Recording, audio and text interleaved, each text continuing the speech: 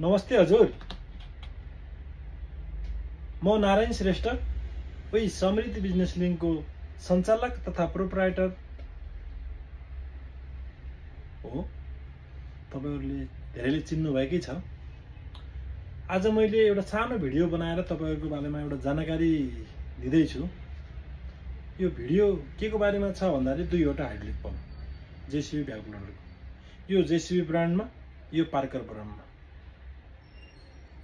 JCB brand र तपाईको चाहिँ पार्कर ब्रान्डमा के फरक छ? फरक केही पनि छैन, मात्रै पार्कर र जेसीबी ब्रान्ड मात्रै फरक छ, तर रेट चाहिँ फरक छ। यो जेसीबी कम्पनीले सप्लाई गर्छ, यो पार्कर कम्पनीले सप्लाई गर्छ। यो हामीले पार्कर कम्पनीसँग खरिद गर्छौं, यो जेसीबी कम्पनीसँग हामी खरिद गर्छौं। पार्करले बनाएर जेसीबीलाई दिन्छ, जेसीबीले बनाएर हामीहरुलाई दिन्छ। त्यसकारणले गर्दा जेसीबी ब्रान्डको हाइड्रोलिक पम्प महँगो छ। तपाईले जेसीबी ब्रान्डमा लभर हुनुहुन्छ, तपाईलाई विश्वास लाग्छ भने जेसीबी ब्रान्डको किन्नुस्। हैन, तपाई अझै त्यो भन्दा पनि कम्पनी भन्दा तपाई एक स्टेप बाठो हुनुहुन्छ भने र चलाक हुनुहुन्छ भने तपाईले पार्करकै किन्नुस्। किनकि यो पार्कर ब्रान्ड र जेसीबी ब्रान्डमा फरक केही पनि छैन, बस लोगो मात्रै हो। फरक के हो भन्ने कुरा तपाईलाई बुझाउन चाहन्छु। पार्करले बनाएर जेसीबीलाई दिन्छ, जेसीबीले बनाएर हामीलाई दिन्छ। पार्करले थोरै नाफा खान्छ, यसलाई नाफा खाएर जेसीबीलाई दिन्छ, जेसीबीले थोरै नाफा खाएर हामीलाई दिन्छ, हामीले थोरै नाफा खाएर तपाईलाई दिन्छौं। तीनवटा च्यानल भयो। अब तपाईले डाइरेक्ट मैले पार्करसँग किने, मैले तपाईहरुले मसँग किन्नुभयो, सस्तो पर्यो। अब मैले जेसीबीसँग किने, जेसीबीले पार्करसँग किन्यो, पार्करले अब आफै बनायो, म्यानुफ्याक्चर गर्यो। अब के कसरी गर्यो उसैलाई थाहा होला। त्यसकारणले मेरा आदरणीय एकदम बौद्धिक ग्राहकहरुलाई के भन्न चाहन्छु भने जेसीबी भनेर पछि पर्नु पनि खासै बुद्धिमानी त हुँदैन। तर एउटा बुद्धिमानी चाहिँ के हुन्छ भन्दाखेरि डुप्लिकेट सामान चाहिँ तपाईको हातमा पर्दैन। जेसीबी ब्रान्ड डुप्लिकेट भनेर आउँदैन, कपी भनेर आउँदैन, यो जेसीबीकै हुन्छ। त्यसकारण यदि तपाईहरु जेसीबी ब्रान्डको हाइड्रोलिक पम्प किन्न चाहनुहुन्छ भने हामीसँग जेसीबीको पनि छ। यदि तपाईले पार्करको ब्रान्डको किन्न चाहनुहुन्छ भने पार्करको पनि छ। पार्करको रेट भन्दा तपाईलाई जेसीबीको रेट महँगो पर्न जान्छ, तर काम एउटै हो। यसको तपाईहरुले फरक बुझ्नुभयो। अब तपाईहरुले हाइड्रोलिक पम्प कति बेला फेर्ने मेसिनमा भन्ने कुरा जान्न आवश्यक छ। हाइड्रोलिक पम्प बनाएर हुँदैन। हाम्रो त्यसले त रिपेयर किट सबै पाउँछ।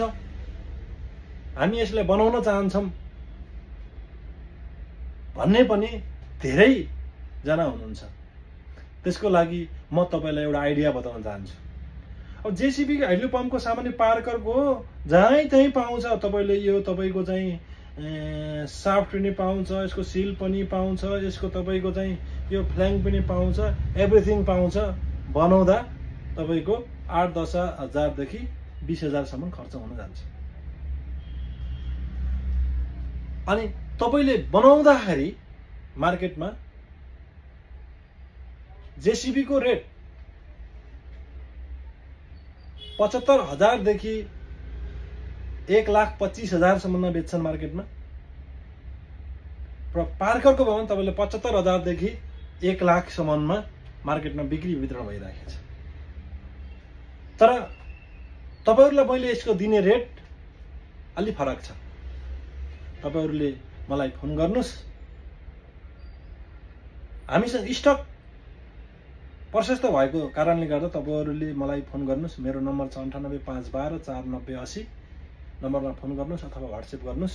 तपाईलाई मैले विशेष रेटमा दिन चाहन्छु।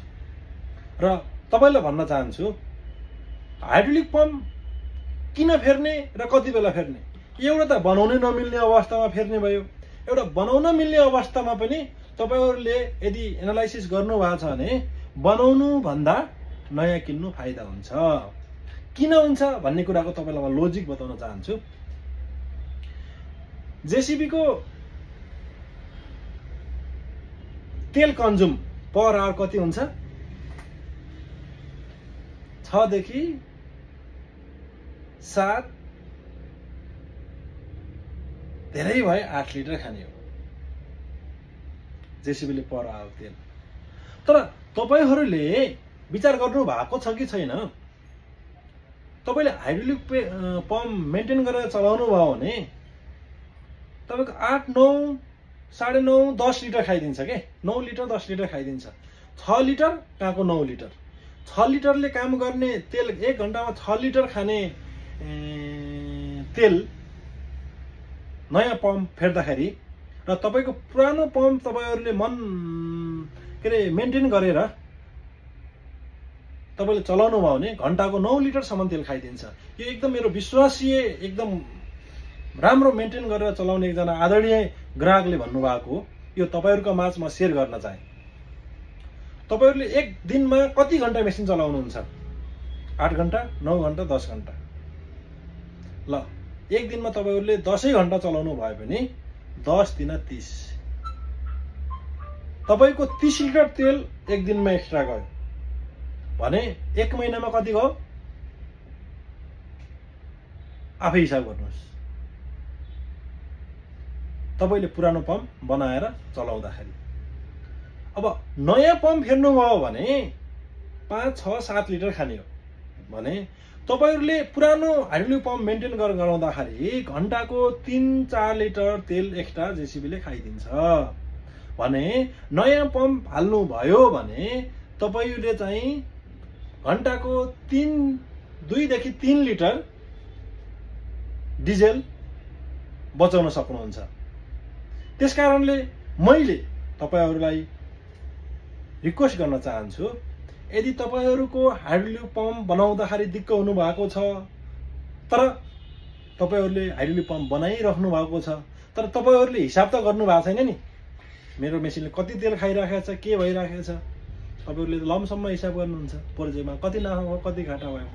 तर साना बिजनेस व्यवसायहरुले, साना निर्माण व्यवसायहरुले यो हिसाब एक्ज्याक्ट निकाल्नुहुन्छ। हेर्नुस्, ठुला प्रोजेक्टका व्यवसायहरुलाई खासै 2-3 लिटरको तेलको मूल्याङ्कन नगर्नु होला, तर लामो समयमा त्यसले पनि मूल्याङ्कनको असर पार्छ। त्यसैले तपाईहरु यदि हाइड्रोलिक पम्प चेन्ज गर्न चाहनुहुन्छ, उचित रेटमा खरिद गर्न चाहनुहुन्छ भने हामीसँग जेसिबी ब्रान्डको पनि छ, हामीसँग पार्कर ब्रान्डको पनि छ, हामीसँग जेसिबी का जेन्युन ग्रेज गनको पनि छ, हामी जेसिबी का फिल्टर किट पनि छ, जेसिबी का सिल किट पनि छ, जेसिबी को पिन बुश सिल किटहरु छ, हाइड्रोलिक ओइल छ। तपाईहरुको उचित अर्डरमा उचित रेट डेलिभरीको व्यवस्था सहित हामी तपाईहरुलाई सेवा दिइरहेका छौं।